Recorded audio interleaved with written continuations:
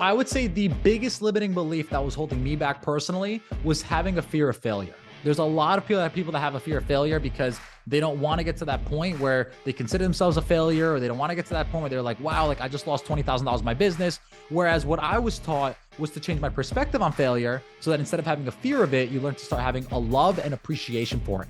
All right, welcome guys. Today we have another episode of Elevate America. Today I have a very special guest. His name is Juan Barreneche. He is from Colombia and he's making a killing here in the real estate space in Orlando and Florida. So we want to talk to him about what he's been doing and where he's going. So Juan Carlos, how are you doing today? I'm doing incredible, Julian. And just a quick question. Do you say that every single guest on your podcast is special, or is it just me? Actually, I personally think you're special. This is you're not something that I tell everybody. Because I have a podcast and I tell everyone they're special. I always tell them. well, yeah, everyone is special, but some people are special in a more special way. Let's keep it at that. I like it. Yeah. So it's great to have you here. We want to learn about you and learn from you. So tell us kind of like track record. What have you accomplished? We want to kind of frame the conversation in that way. Awesome. So the elevator pitch is I got into real estate in 2016.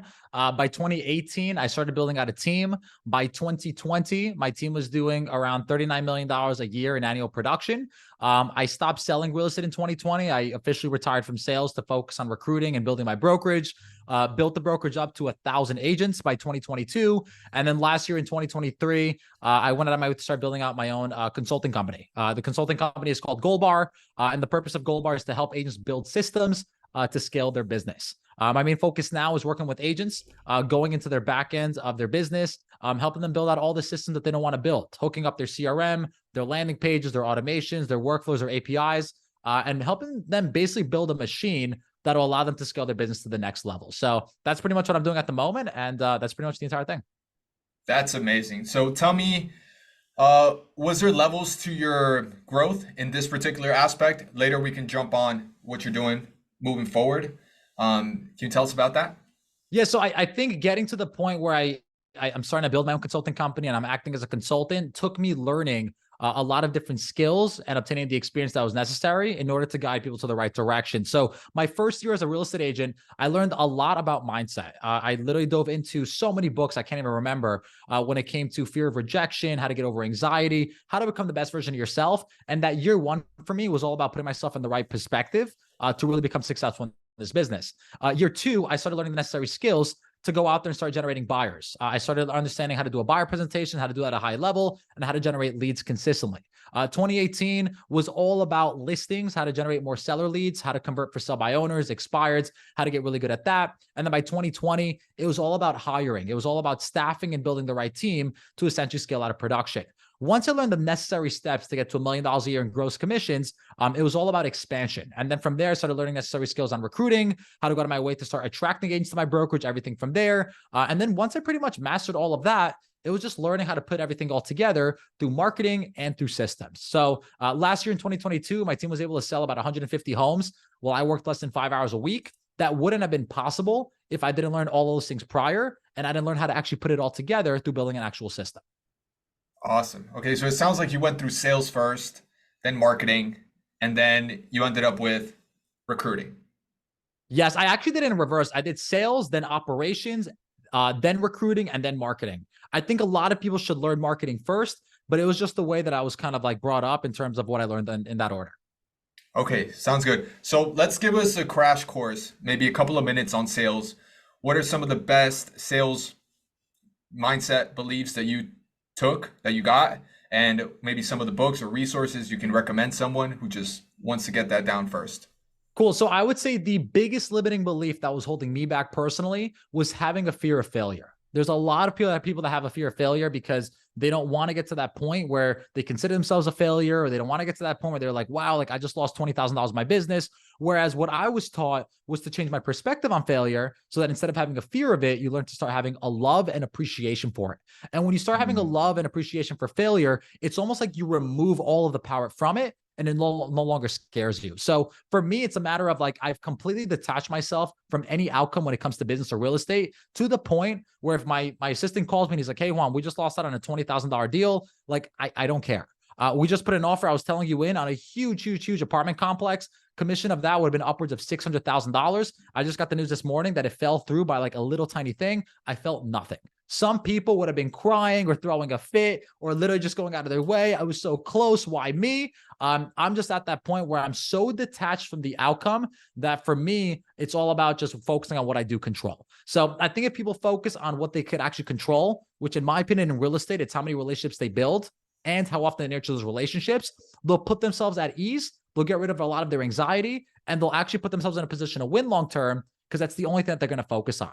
And really, when you combine the entire thing, I think it's gratitude. I think it's really just having the right mindset when it comes to being extremely appreciative of where you're at and where you're going to, and just kind of trying to like enjoy the entire journey. So that would be like all of the mindset that I've learned in my first like year as a realtor. That's amazing.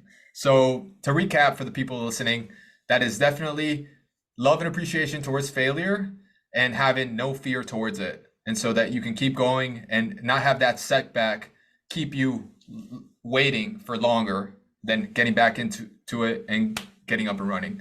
Now in operations, that's your second part of this process, right? That you did, the level? Yes, I started learning operations when it came to staffing, hiring, and management.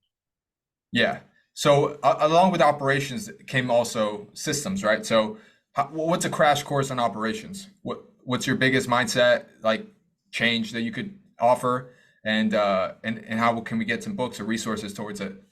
So I would say that the reason a lot of agents can't hit $100,000 a year in gross commissions is because they never get the right mindset that they need in order to start lead generating and consistently booking appointments. If an agent can master how to get more appointments, which is basically a buyer and a seller presentation, they're going to put themselves in a position or really set themselves up for success and to close more deals and make more money. Now, once they get to the point where they're closing enough deals and they have enough booked appointments, the reason why they usually can't scale is because they don't know how to implement leverage, which is a skill in itself. So if anyone wants to learn how to implement leverage, you have to hire your first assistant. And for me, when I hired my first assistant in around 2019, 2020, I did a terrible job at it. I went on Indeed, I typed in a random job description. I didn't know how much to pay them. I don't know how to set up the LLCs or how to set up the entire tax protocol. There was something called workers' comp, and now we have liability insurance. And now I have to start tracking their metrics, their KPIs, their key performance indicators. I now have to make sure that they check in every single day and check out every single day, depending on whether they're virtual or they're in person. You have to set up a manual. Like there's all these things that come into play. And for me, it was a matter of kind of going through the entire process 1, 2, or 3 times before I got really good at it. So the reason a lot of agents can't scale is because they never bother to hire someone because of how complex it actually is. But because I just put myself into the fire and I just learned the entire process, for me, I could hire someone now and within 5 to 6 days, have them fully trained and up and running. And it's almost like nothing. Whereas for most people to make that first hire, because they take so long and they make such a big deal, they end up hiring no one. And now they never get to the point where they could actually have leverage in their business and they're wearing 10 or 15 multiple hats. So I think for me, the very, very first step was making that hire. Once I made one hire, I now understood how to implement them and put them into my business. And then the second thing was creating a system to onboard them, manage them, and train them. Anyone can hire anyone, but having them produce at a high level, keeping them accountable, and making sure that they're getting trained so that they have the specific skills that they need to go out there and become successful within your business, that's hard to do. That requires an entire process in itself as well. That's amazing. How did you learn this? Was it just by trial and error? Did you have a coach with you doing it? Or did you go into courses and masterminds for it? I would say since 2017, I've spent about $250,000 on mentors, consultants, and courses. So that's my 3 secrets. I always hire someone for their knowledge. I have them go in there and actually teach me how to do something, or I buy a course where I could go out there and implement it myself. And it wasn't that I was going out of my way to just figure these things out on my own. I would actually buy the course, and based on what the course is telling me, I would then follow it. And even though I was doing it myself, I still had some guidance. Nowadays, I just pay for consultants. Just last month, I spent $7,000 on consulting services to build out an entire social media infrastructure to post 40 reels a week automatically. Like if you check my Instagram right now, I take 2 hours a week and pump out 40 pieces of content. I paid for that entire system, $7,000 up front. And I just bought another $10,000-$15,000 system to teach me how to set up an infrastructure to scale setters and closers within my business. So like, there's all these things that you could do to go out there and figure it out on your own. But if you find someone that's already done what you want to do and you just pay them for their actual time, you could save 2 to 3 years of your life instead of having to go around in circles. That's a big hack right there, guys. Amazing. So now that you got the operations in check and you know how to sell, now it's all about recruiting, right? Or marketing? So I would say the order would be marketing, sales, operations, and then expansion and recruiting. So if we had to start it from scratch, let's go back to marketing. Marketing is all about generating booked consultations. There is no other metric that matters in real estate more than generating more buyer and listing presentations. And where a lot of agents go wrong is they do all of these activities like open houses and checking their emails and checking their MLS that don't lead to more booked consultations. So the next time that a lender reaches out to you and says, hey, let's go grab a cup of coffee, ask yourself the question, will this generate me more booked consultations? And if the answer is no, then you probably shouldn't be going on that meeting. No offense to my mortgage lenders listening. So essentially the entire process is the following. Your goal is to go out there and set up inbound and outbound lead generation methods. Outbound is prospecting, which is going to be more so like door knocking, cold calling, networking, DMing, engaging with people, you trading your time for money, reaching out to them in an effort to book an appointment with them. And then there's the entire inbound, which is more marketing based, which is running paid ads, creating social media content, running affiliate packages, whatever you have to do to create a webinar, a training, something to drive that traffic in. So when it comes to marketing, I tell everyone, start out with prospecting, where you're actually doing the outreach yourself. Doesn't cost you $1. It's 100% organic, and you can get a lot of booked appointments that way. And then once you close a couple of deals, reinvest back into real estate platforms like Zillow and Realtor.com. Reinvest back into Facebook ads and Google ads. Reinvest back into YouTube ads and other paid mediums, and then have those actual marketing methods now fill you up on more booked appointments also. When you can master that entire process, you should have a predictable way to get more booked appointments, and then we could jump into sales. Awesome. Okay, marketing is first, sales is second, and then operations is next, and then at the end is recruiting. So at the end is recruiting, it's scaling. Exactly. What is about that last part that you did, which definitely put some jet fuel into your fire? It's all perspective. My mentor always told me, Juan, you could go out there and earn 100% split doing all the work yourself, or you could earn a 2 to 3% split off 100 people. Which one do you prefer? I prefer the second one, because you get 2 to 3 times the X of the return doing none of the work. So there's something called compound leverage. And as you go from being an agent to being a team leader, to being a broker owner, to being a franchise owner, the levels of leverage expand and you're actually making more money while doing less work. Recruiting to me was the highest leverage activity you could do in all of real estate. Why? Because the way that my company was set up, I wouldn't actually have to manage the agent, train them, support them. I wasn't liable over them. I didn't have to answer all their questions. All I had to do was recruit them to my company. And then I would stand to earn between 1 to 5% of their gross commissions as long as they stayed with the company. So I saw it as a game and I was like, okay, cool. Well, if I could go out there and recruit 100 people and I'm earning between 1 to 5% of their GCI, that's the equivalent of me going out of my way to basically make $60,000, $70,000 a year in commissions, working 40 hours a week. And any single time I recruit 50 or 100 people, I'm no longer having to work these 40, 50 hours a week, and I'm basically buying my own time back. So I went out there and I did exactly that. And I built an organization to 1,000 people. And it's almost like I get paid a full-time salary as a team leader now to do absolutely nothing. Got it. So if you don't mind getting into the numbers, yes. Would you mind sharing with us how much are you making? I don't want to get into it because my company isn't too fond of me publicly promoting how much we're making, because it could be used as a recruiting incentive itself. And we don't want to be poaching other brokers and stuff like that. But I'll put it this way. It could become very lucrative to the point where I'm making more money off overrides now than I was when I was selling full-time as a real estate agent. So you could actually make more money doing this than running a very successful business. Got it. So I assume definitely more than 6 figures, right? Yes. A year, definitely. Yes. A month? I won't get into it. Okay. All right. Awesome. Yeah. So excellent. So this is exactly how you build up to 1,000 agents. Now you have your gold bar and all this. I personally know, because we talked about this, you have a training company, right? Yes. You want to share something about that? Like Absolutely. So Goldbar is a consulting company made up of 3 pillars. The end goal is to help agents build systems in their business to scale. And the way we do that is through offering 3 services. Our main service is our training platform, which I designed to be extremely simple and step for step.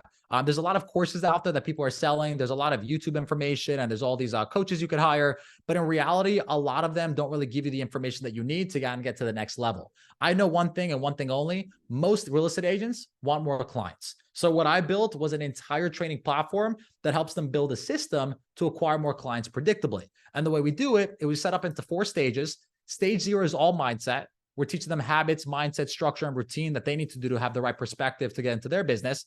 Stage 1 is about building the system to acquire clients. Stage 2 is about fueling that system to acquire clients. And then stage 3 is about automating that system through implementing leverage. So everything we just went over, imagine if I had 100 step-for-step tutorial videos with the SOP, which stands for standard operating procedure, and the step-for-step process checklist attached to that video so that the agent can immediately implement exactly what I just taught them.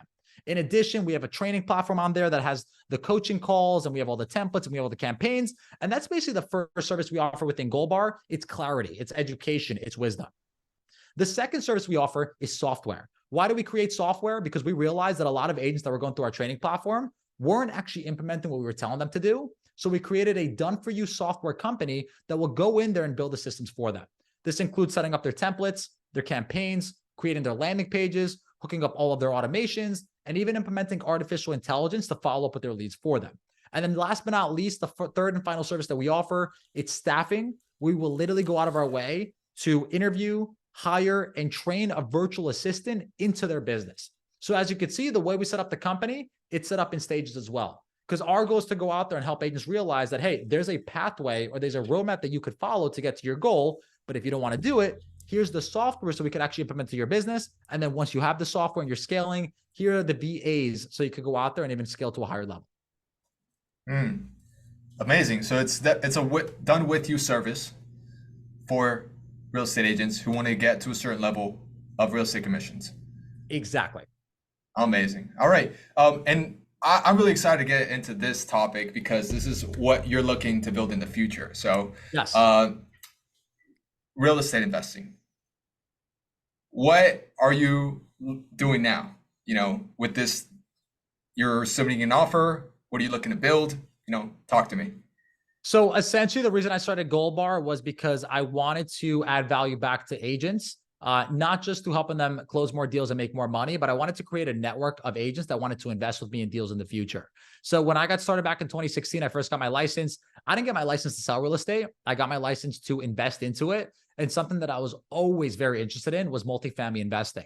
Multifamily investing to me was one of the higher leverage opportunities in real estate investing, because if you buy a 40, 50, or 100 unit door building, instead of you having to go out of your way to personally manage every little tiny unit yourself, you could have one manager manage the entire thing.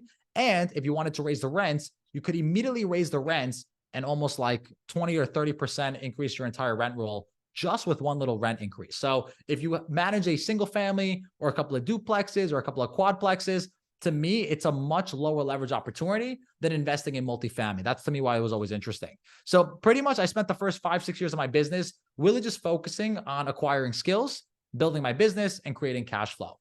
Once I had that cash flow, I realized I could go out there and invest this cash flow back into real estate, and I'd probably get somewhere between a 6 to 10% return, or I could start building out a system to start getting access to more deal flow. So what I did was a lot of my business cash flows, and I go ahead and I take that money and I started investing into acquisition systems through a combination of cold callers, marketing, basically the same way I was generating leads on the real estate side. I am now generating leads when it comes to finding commercial multifamily deals. From there, I hired out an underwriter. He gets paid a salary, and that underwriter analyzes every single deal that comes through. So I know exactly what a building is worth and what the future value will be as soon as the actual building is acquired. A lot of people aren't aware, but if you acquire a building for $10 million more than what it sold for 3 years prior, the entire valuation of that building when it comes to taxes is going to reset, and it's going to change the actual cap rate post-acquisition. So it's very important for me that I understand exactly what the building is worth now, so I know how to place an offer now. But once I acquire it and it goes up in value in the future, we can actually predict future cash flows. And that's where having an experienced underwriter, like I didn't know any of this stuff, really comes into play. And then third, we have an actual manager. I had to find a partner that actually has managed more than 1,000 units nationwide, because I've never taken any property management experience in my life. So I wanted to find the person that kind of focuses on that. And then the fourth, I had to find the capital. A lot of the capital comes from the real estate agents that we work with here at Goldbar. Some of it is private capital from family. Others could be from other outside investors and friends. But the goal is to go out there and raise capital so that we could all invest in deals together. So that's kind of my main focus, like long term. It's continue to provide value to agents, help them get to that point where they could grow their business, help them to start cash flowing. But once they start cash flowing, they don't know how to spend their money. We help them invest their money into these large syndications. And not only that, they get tax benefits, they get much higher returns, and it's completely passive. It's like completely hands off, except to the point where you're just checking in on the property every now and then. So that's the game plan. That's where I want to kind of take things. And that's everything I'm working on now. That's amazing. Yeah. So you're working on this, and let me tell you, obviously, this is a vision that you just told me from the beginning, all the way to the training, all the way to the investing. Did you have this vision when you were growing up, or was this something that you just pieced together now that you're later on in your career? I always had an idea for the vision, but it wasn't until a coach that I hired back in 2018, 2019 told me to write it down. I think I wrote it down in 2018. I still have the same exact piece of paper, but everything that I'm doing at the moment, the training platform, the staffing services, the investing, like literally everything is 5 years old that I've just been reverse engineering and just working a little bit step closer to every single year. That's amazing. So tell me a little bit about, how are you so fired up? Obviously, you have energy that just emanates whenever you speak. So what do you do to get yourself fired up every day? I love what I do. So for me, it was always like, how do I find something that I could do every single day? It doesn't even feel like work, to the point that if I ever go on vacation, I can't wait for it to be Monday so I could get back into doing what I do. I am literally at that point where if I go away on vacation, whether it's with my girlfriend or my family or whatever, I literally can't wait for Monday to come. And it's just because I just find this so like fun. Putting deals together, finance, raising capital. It's almost like a game to me. And when you do something that you love, I think the saying is you're never working a day in your life. I'm just fired up because like I'm just happy. I'm excited. I'm really connected with all the people that I'm working with on a day-to-day basis. Do I come across challenges and do I come across things that are obviously very hard to endure? Absolutely. But I think a lot of it has to do with my mindset and my perspective on how I see challenges. I see them as an opportunity to grow and learn versus as a sad thing or as failure. And I think a lot of it has to do with my underlying purpose. I am really religious when it comes to helping others. I have a huge intention when it comes to giving back in the future. And I think I truly have a purpose to become the best version of myself. So like I said, I think it's a combination of happiness, clarity, vision, purpose, and just aligning myself with really good people that give me energy versus take it away. Yeah. Did you start off this way, or did you build yourself up? I would say that it's all started in 2015, 2016. I graduated college. And when I graduated college, I kid you not, I knew nothing about real estate. I didn't even know what a landlord was. Like if you were to tell me what's a landlord and like, hey, you could rent out properties, I was like, I thought properties were owned by the government. Like I was literally that completely removed that I had no idea like how real estate worked in itself. So I think it was going down the rabbit hole. I started reading Rich Dad Poor Dad. Rich Dad Poor Dad then went into Think and Grow Rich. Think and Grow Rich then led into Start With Why. Start With Why then led into that book by Tony Robbins. I then started listening to Jim Rohn. And then before I knew it, I was listening to 2 or 3 hours a day on motivation, business, finance, personal development. And I could probably say like, I've probably consumed 1,000+ hours of personal development, mindset work, psychology, to the point where I've rewired my entire brain. So to answer your question, no, I was never like this. When I was younger, I used to want to play video games and hang out with friends and just go out on the weekends and hang out. And now I'm at that point where I've rewired my entire brain to literally get dopamine rushes from knowing that work is being completed. So like, I love working. I love the entire excitement and the passion that comes with accomplishing a task. And I'm trying to instill that in others to the point where they don't see work as a bad thing. They see it as an opportunity to get to a closer, better version of themselves. That's amazing. I want to talk a little bit closely to that. Do you have some values that you live by that you can share with the audience? I would say my top 3 core values are going to be love, loving in the sense that you need to learn how to love yourself before you love others. And I think a lot of people like just are their hardest critics. So if we could take a step back and just really focus on self-love nowadays, it'll just reframe your entire perspective on how to go about managing your day, how to deal with other people, how to just really be a much better human overall. The second would be empathy. I'm extremely understanding towards other people's situations because I'm very well aware you were never aware of what's happening in someone's life. So I tell this to everyone: if someone ever lashes out to me, or they curse me out, or they're disrespectful towards me, I actually don't take it personally. And that's because I think my emotional awareness when it comes to being empathetic towards others and their situations in their life is just at such a high level that really, I can't remember the last time someone's pissed me off. Like legit, like I know it sounds crazy, but last time I was mad at someone was probably like 3-4 years ago. And there are people that, like I said, like have like said some like mean stuff, or I've been disrespectful, or maybe I'm a bit like, who knows? But it's just like, I understand why they would act that way. And when you understand why someone would act in a certain way, like it's very hard for you to get upset over anything or over anyone. And the last one would probably be integrity, honesty, just being true, not just when it comes to what you say to others, but being true to what you say to yourself.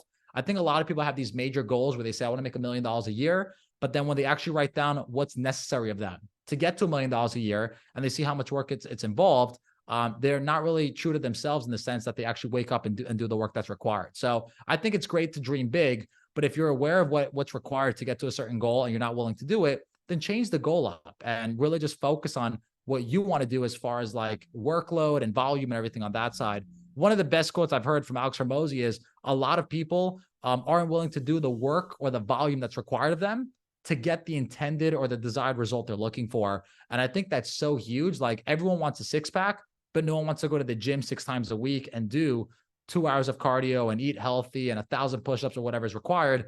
Everyone wants to do the bare minimum and get the highest result. So I would say it's probably love, empathy, and integrity. That's amazing. Thank you for sharing. And tell us a little bit about how your habits, routines, and how consistency plays in your life. So I'm definitely not perfect by any means or form. I just try to find the best balance when it comes to doing something on a consistent level. What I found was, when it comes to me being as productive as possible, it usually starts with me going to sleep before 10 o'clock. Any single time I go to sleep after 10 o'clock, I wake up later. I'm playing more catch up than I am being proactive. I'm going out of my way to put out fires versus plan out for the day. It's just a complete mess. So everything that I do moving forward is all around, how can I be in bed sleeping by 9:30? If I'm in bed sleeping by 9:30, I get 8 or 9 hours of sleep. I'm going to be up by 5:30, 6 o'clock every single morning. And then from 6 to 9, no one is bothering you. No one's reaching out to you. No one's calling you. No one's texting you. So I find those 3 hours in the beginning of the day at the crack of dawn to be the most productive. And when you have 3 hours a day that you could just crank out work, and it's laser focused, ninja-like discipline work, you could literally advance like 3-4 years of your business and your life within 6 months. So that's kind of been my secret in regards to like waking up, routine, and habits. And then what I do as far as day-to-day goes, I like to make it a habit to work out every single day. Usually Monday through Friday. I do a combination of weightlifting, cardio, running, yoga. When it comes to reading, I try to read at least 3 to 4 hours a week, whether it's through actually reading a book or listening to an Audible. Whenever I'm cooking dinner, making breakfast, just eating, I'm always listening to a course. So I spent a lot of money on courses that I told you. The way I actually listen to them is on ×2 speed while doing an activity that's usually like not productive. Like going out there and like walking your dog, for example, could actually be a productive activity if you're actually listening to a course while you're doing it. And I think a lot of people like kind of oversee that. So if you want to know why I speak so fast, it's because I literally listen to stuff on 2 to 3 times speed. And like, I can actually comprehend it. So when I just got off this, I was listening to a course and I hear everything. So as soon as I listen to stuff for like 3 hours straight, and then I get on a podcast, my speed of voice and my thoughts, I'm just trying to catch up as fast as I think to my actual voice. So I have to like purposely slow myself down. And I do that before I talk or anything. But yeah, that would probably be it. Like my day is focused around like exercise, mindset through a combination of courses, audibles, or books. And then just getting a lot of work done out of the way in a laser-like manner so that no one can distract you. Got it. So let's focus on the schedule for a second. How do you schedule for fulfilling life? I would say my schedule is pretty much the same every day. I set it up in 3-hour time blocks. 6 to 9 is personal time, where I just focus on me, mindset, affirmations, working out, or just knocking out work that I have to do. 9 to 12 is morning work where I'm either taking meetings, I'm focusing on building out something within the platform, servicing clients, whatever. 12 to 3 is more so focused for the beginning of my consultations for the day. And then 3 to 6 is any end of day consultation. So in a good productive week, I'll probably knock out 3 to 5 consultations a day, which comes out to around, I don't know, 15 to 20 consultations for the week. And then people are probably wondering, like, how are you doing so many consultations in a week? I have such a big marketing engine behind me that for me, it's very easy to get consultations because I've learned that consultations are the only productive thing you have to do. So set up your entire day so that your focus is getting more consultations, and then set up those consultations for after 12 or after you've knocked out all the actual big stuff that has to do with working on your business, setting up emails, things like that. Got it. So consultations for you is what is it? It's actually getting face-to-face with someone that wants consulting services with Goldbar. So for example, if someone wants to learn how to actually build out their entire system and they want to hop on a free call with me and I walk them through the entire thing of like why their CRM isn't working or what they have to do to fix it or how to actually generate these clients, I'll literally sit on them with an hour and just do the entire thing for free. That's my version of a consultation. And usually right after they do the consultation with me, a lot of them end up hiring me to just do it for them because it's just way easier to just hire a professional to knock out the entire thing for you. Back in the day, it was to go out of my way to do a recruiting consultation where I'd spend an hour coaching or training an agent to teach them how it actually, like, I would actually help them get to their goals faster when it comes to their business. And then before that, it was meeting with the buyer or a seller in an effort to have them hire me to be their broker and represent them on a transaction. Got it. Okay, so talking to people, and you want to be in a conversation where you can be making a sale. Exactly. If you're doing a consultation, the consultation should be you adding value for 30 to 45 minutes in an effort to then actually make revenue at the end of the transaction. And if you're a broker, you're not going to monetize that transaction right away because you have to wait 6 months to get paid, but you're getting or securing a client. So think of the entire process as you generate a lead, you nurture a lead, and you convert that lead during a consultation into a client. And then if you have 10, 15, 20, 30 clients, well, then most of your money problems are gone. Like most money problems in real estate are due to not having enough clients. Got it. Okay. So, all right, let's mention some of the mentors that you had or you have currently that helped you get throughout the different levels. Just so if someone wants to go directly to the source where obviously you learned from, they could go ahead and either. That is a great question. And I want to be very transparent about this. A lot of your mentors don't even have to be people that know who you are. Like, yes, you could hire mentors and consultants and coaches and you could pay them money and they could train you directly. But a lot of my mentors, I'll be honest, were mentors that didn't even realize I was their mentee because I bought their course. I was reading their book. I've been listening to their channel, whatever it may be. So my biggest mentor when it comes to mindset has been Rene Rodriguez. And he's the book right there, Amplify Your Influence. If you want to learn more about Rene, just look him up on Instagram. I believe his handle is Speak with Rene or Meet Rene, but his name is Rene Rodriguez. Rene's an absolute expert when it comes to psychology and sales. He will literally teach you how to rework your entire presentation when it comes to your voice, your body language, your presentation, just really to convert people at the highest level possible, whether you're on stage or whether you're in an actual buyer listing consultation. When it comes to sales, I think Alex Hormozi has literally taken such a complex topic when it comes to building a business, mergers and acquisitions, generating traffic, all these things, and just simplified it as simple as anyone could make it. And then the third and final mentor when it comes to, I would probably say more finance, has been Warren Buffett and Charlie Munger. I've read Charlie Munger's book. It's actually over there on the bottom. For Charlie's Almanac. That is one of the best books you can read. Oh my God. He took like his 90 years of wisdom and just put it into a giant textbook. And like, I could read that book 15 times and I learned something over again.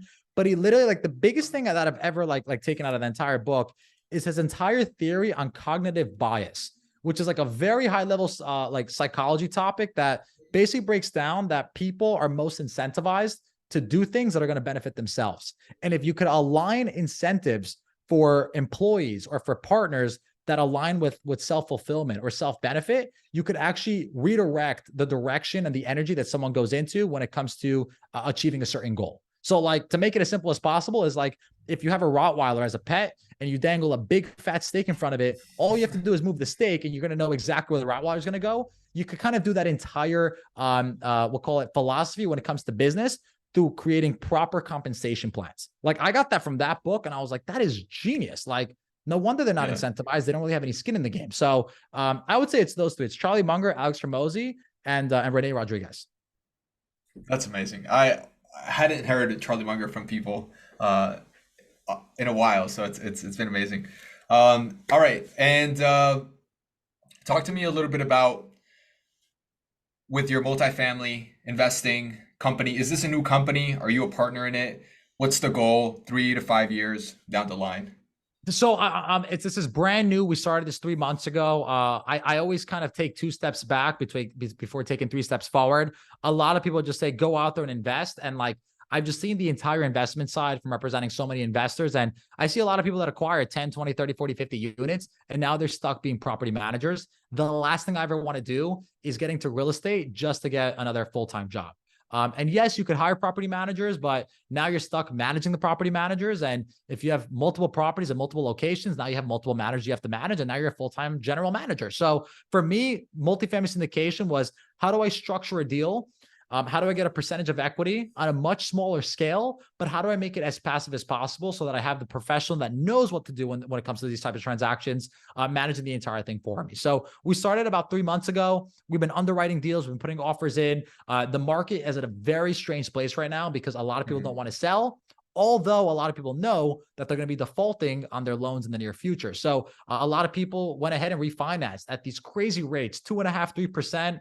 About 5 years ago, 3-4 years ago. And now that those loans are being called due, there's like 2 options. You could either refinance at a 6, 7, 8, or 9% interest rate, or you could sell the building. And I don't think a lot of people are going to be refinancing at those rates because it would literally murder their cash flow. So what's their option? It's to sell, but no one wants to be the first person to get off the pot. Like, no one wants to start selling, because once that starts, it's going to be like a huge thing.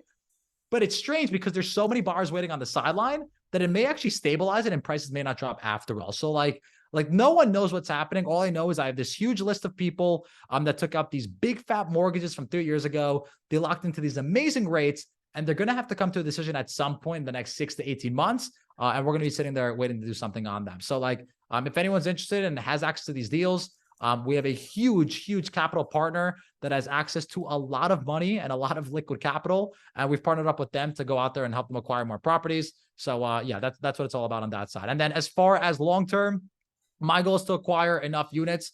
I say 1,000. It's not like 1,000 has a significant like meaning behind it. It may be 500, maybe 1,000, maybe 3,000. It's not really like a specific thing, but it's more so acquire enough units to get to the point where I could sell off the entire portfolio, reinvest that portfolio maybe into a more passive income like stocks, dividends, or triple net leases, and then just live that money to retire and really just build my philanthropies and my charities and my organizations where I can just help more people. That's amazing. So in this piece of the puzzle, obviously you put the people in place for the whole project to work. You're mainly taking in the acquisition side of your generating the leads and submitting the offers and getting it on the contract. Is that what you're doing, or is there more to that? Well, I'm structuring the entire deal. I put the partners together. We have the manager, which is the operator. We have the capital raising, which gets an equity split also. We have the acquisition team, which actually finds a deal. And then we have the underwriting and the analyzation team. Then there's something called a KP or key principal that actually has to go in there and put their entire assets as collateral for the actual financing of the deal itself. So there's all these people that are going in there and getting a percentage of equity to make the deal work for the greater good. I'm getting paid basically like a manager to put the entire thing together. And that would be more on the general partnership side. And then if I want to go out of my way to invest on the limited partnership side, which is actually investing into the deal as a capital partner, I can invest my own money as well. So my whole end game is, how do I find deals that are so good that I can structure together and then actually put into the deal where I could actually invest my money also. And now it's almost like I'm killing 2 birds with 1 stone. Yeah, that's amazing. So if you are, obviously you're aware, what is the kind of GP split that you're looking to get since you're organizing this whole thing? Kind of like I think it comes down to a case-by-case basis. I've seen GP splits on average between like 70-30, meaning 30% goes to the GP, 70% goes to the LPs, which is the limited partners. And then I've seen them also at 80-20. I think it all depends on the deal. For example, if you get an incredible deal, let's say it's a $40 million property, but you're able to negotiate it at like 30 cents on the dollar, which like obviously wouldn't happen, but you never know. But if you get like a crazy, ridiculous deal like that, And there's so much upside that you're going to get a 25, 30% return annually until the year you actually go ahead and sell the entire property. A lot of investors may actually take a lot less and be able to actually structure the deal completely different. But I've been seeing 70-30 to 80-20. And that's usually what we're working with to make not just the limited partners happy, but to make the general partners that are involved happy as well.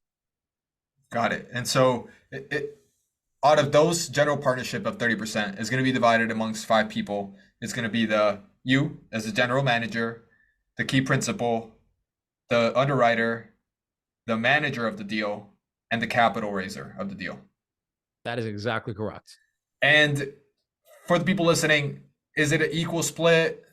You know, I think it varies in terms of who's involved and who brought the deal and who's like kind of putting the entire thing together. For example, if it's a local manager and that local manager has a huge portfolio, you may not even have to pay that manager equity. You would just be able to pay them off in terms of like a percentage of revenue or a percentage of all the income from the apartments. And then there are cases where the capital raise may not be that high because you could actually assume the mortgage of the building. So like a lot of it's like case by case. But I would say that each general partner stands to gain between like 3 to 6% of the total equity. And then that's variable on a case by case in terms of how the entire thing is split up. Yeah. And how do you find these people? How do you network with them? How do you put the deal together? How does that make sense? So growing up, I always spend 3, 4, 5 nights out of the week networking, attending real estate conferences. And that habit has really just kind of like grew with me. So I probably attend 3 to 4 conferences every other week at this point. And those conferences, instead of being real estate agent conferences, are going to be more multifamily based. The operators are out there. Like there are tons of people that are managing thousands and thousands of apartment units nationwide. And a lot of them would be happy to take on equity in exchange for their expertise and in exchange for the service. When it comes to finding capital, that could be a little bit more of a harder question to answer because you have institutional capital, which is going to want a much higher return. And then you have capital that comes from private investors and things on that end. Can you meet people with a lot of money? Yes. How do you build a relationship with them long enough to trust you and give you $300,000, $400,000, $500,000 of their own hard-earned cash? That's a whole different conversation. So I think it's aligning yourself with people that are high net worth individuals and then adding value to their lives that would essentially have them build enough trust with you where they want to give you their money. I've been doing that naturally since like 2017, 2018, when I got into real estate. So for me, like, I don't have to go that far to find capital. I just go to my network who I've been adding value to for the last 3, 4, 5 years. And I'm like, hey, I have a great real estate deal. Would you be interested in investing with me?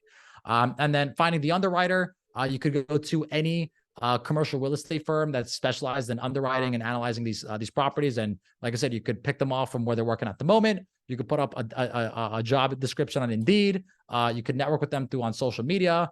They're out there, but they're going to command a much higher salary because they have much more expertise and skills. And then was that it? I think it was all of them. I'm not sure if I'm underwriter, manager, capital raiser, and key principal. And a key principle is just finding anyone that is at that point in their life where they just sold a business, like they sold a company, or they're just sitting on a lot of cash and they don't know what to do with it. And they just want a very, very passive role to get a fat piece of a nice asset. So for them, like I said, it can make sense for anyone, but the biggest thing is going to be trust. They're going to want to vet, like, who's your manager? Who's your operator? If I'm putting up my entire net worth as collateral, like, I want to make sure this thing doesn't fall through. So it's building a relationship, not just between you and them individually, but then having the 3 or 4 other GPs know who they are and want to work together. Got it. And you as a general manager, me as the general manager is like, it's like putting the entire thing together. How did I get the experience to go ahead and build teams? Well, remember, I recruited 1,000 agents. I spent 2 years on recruiting. So in the process of me, like I said, trying to recruit for my brokerage, I learned a lot of skills when it comes to assembling teams and helping people get to their goals through working together versus trying to do it on their own. So for me, it was simple. It was just identifying the right person and then convincing them that by working together, they're better off than just going out there and trying to do this on their own. Wonderful. So, all right. I think we touched on in the part, you said Rene Rodriguez for public speaking, sales, psychology, mindset, all of that. Yes. You said Alex Sermozy for marketing, and then you said Charlie Munger for all of these different nuggets. What would you say is the number one mentor that got you to where you are in terms of recruiting? When it comes to recruiting, that is an excellent question. I would say that the recruiting, I never had a mentor for. This was me. So when 2020 hit and the pandemic started in New York, it was April of 2020. I set up an incredible marketing funnel. And when I tell you incredible, I was predictably getting between 20 to 25 consultations a week to recruit agents to my brokerage. And I knocked them out all myself. So once I had the marketing funnel in place, no one taught me how to recruit. I had to put myself through the entire thing. And that was me just learning it from the ground up. So I basically was able to knock out, I've done thousands of recruiting pitches. Like when I tell you, like I've literally internalized the entire process. You could put me in front of an agent right now and I'll recruit them to your face. Like I've mastered the entire process so that if someone is open-minded enough and they're willing to leave their brokerage, like I have all the confidence in the world, I can literally make them come to my company.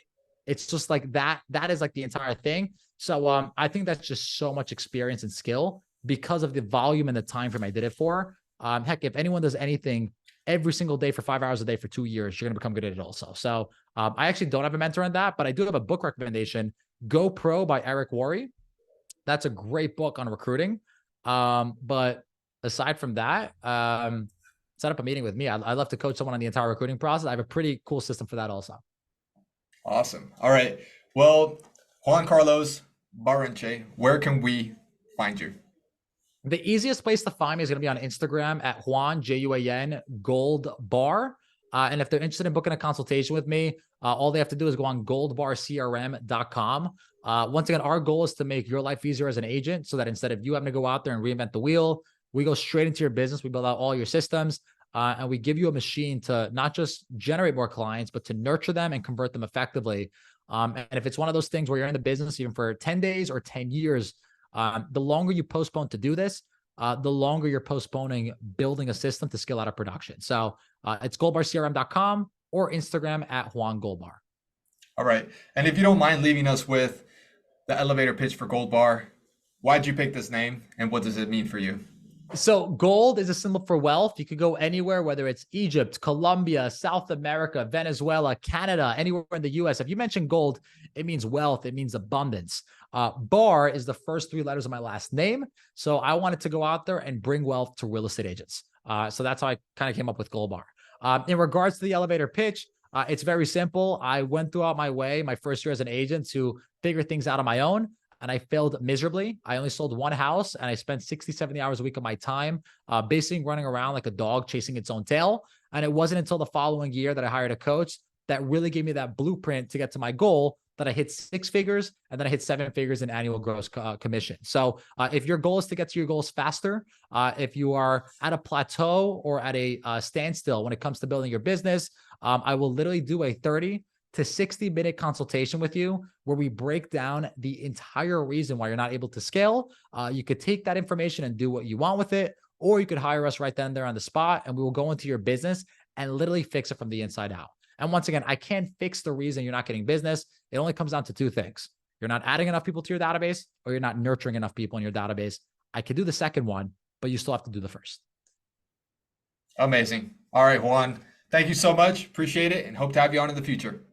Thanks, Julian. Appreciate you, bro. We'll talk soon.